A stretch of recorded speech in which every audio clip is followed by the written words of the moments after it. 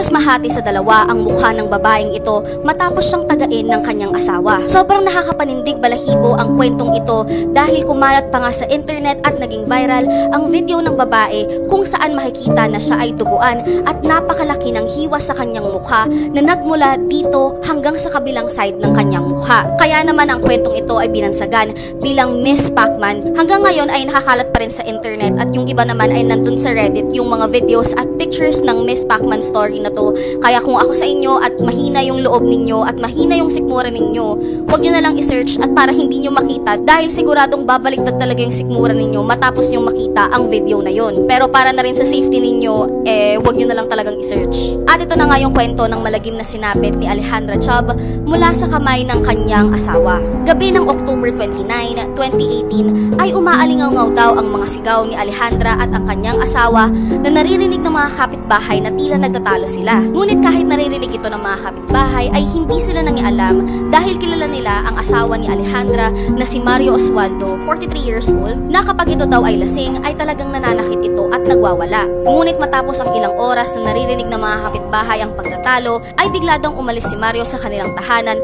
at doon na dali-daling pumunta ang mga kapitbahay nila Alejandra upang puntahan at tignan ang sitwasyon ni Alejandra. Ngunit dito na nga daw tumambad sa kanila ang karumal-dumal na sinapit ni Alejandra sa kanyang asawa. Ang unang bumungad sa kanila ay ang mga putol na kamay ni Alejandra na nandun lamang sa sahig at naabutan nila si Alejandra na naghihingalo pa. Nung tinignan nila ang itsura ni Alejandra ay nagulat sila nang makita na merong hati sa mukha si Alejandra na magmula dito hanggang sa kabilang side ng kanyang mukha na sobrang laki daw ng hiwa nito. Buhay pa nang maabutan ng mga pulis si Alejandra, ngunit dahil sa sobrang lala ng mga natamo niyang sugat ay kinamatay din lamang niya ito. Ayon sa mga pulis, ang mga anak ni Mario at ni Alejandra ay nandun din sa loob ng bahay nang maganap ang krimen. Wala silang nagawa upang tulungan ang kanilang ina at parang na-traumatize yung mga bata sa na-witness nila. Ang sabi ng ilan ay kaya nagawa ito ni Mario ay dahil daw nahuli daw si Alejandra na may ibang lalaki. Ngunit sinasabi rin naman ng iba na talagang matagal nang nananakit si Mario lalo pa kapag ito ay lasing. At noong November 1, 2018 ay dito na nga naaresto si Mario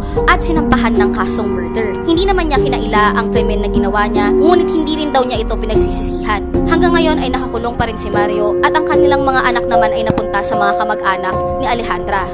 Gusto mo bang kumita kahit nasa bahay ka lang?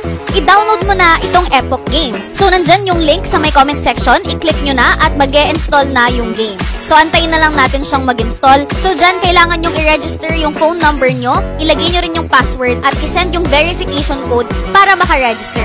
Dito ay may first top-up offer sila. So every 100 pesos na ito-top up nyo, may 10 pesos kayo na extra. And 200 pesos ay meron kayong extra 50 coins. Meron ding daily bonus every time magla-login ka. So free gold din yun. At para mag-cash in, pwede nyong i-click yung cash in dito sa may top section. At pwede nyong gamitin yung GCash nyo para mag-top up ng coins. Ayan, nakikita nyo naman, napakaraming games na pagpipilian. So susubukan nating laruin itong color game. At ito yung favorite na game ko dahil napakadali lang niyang laruin. So dito ay mamimili ka lang ng color at pag yung tinayaan mong kulay ang lumabas ay mananalo ka agad ng pera. So yan, nag-place ako sa color red at nanalo tayo ng 2 coins. So ang next game naman ay ang Merry Fruit at kagaya ng unang laro, pag natsambahan mo ay mananalo ka ulit ng pera. So dito sa laro na to, nanalo naman tayo ng 25 coins.